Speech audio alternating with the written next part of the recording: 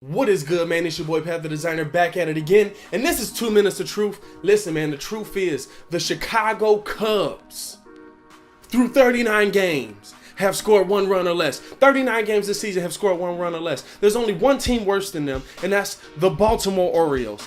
What are y'all doing? Listen, I'm not a Cubs fan. I'm a Sox fan. I'm not going to front like I'm a Cubs fan. I'm not going to pretend like I'm a Cubs fan. I am a Sox fan. But it annoys me to see the Cubs in this position because I know the kind of talent they have. Javi Baez, great talent. Addison Russell,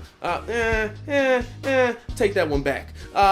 Anthony Rizzo, great talent. Chris Bryant, great talent. You know what I'm saying? They got guys. They've got the guys. But going into the playoffs, you don't know whether they're going to be able to hit. And guess what? You don't know whether they're going to be able to pitch either. They haven't been consistent with either. Now, I'm more worried about the pitching staff than the hitting because the hitting, if the Cubs catch a heater and they go on one of those streaks where they score, 5-6 runs in a game, they can do that for a couple games, 3-4 games in a series.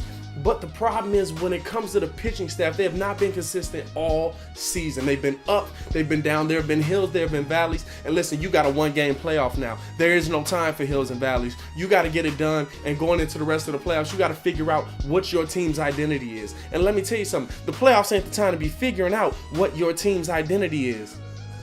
It is going to be a tough season or tough playoffs, and it could be over very quickly depending on who you play after the play-in game.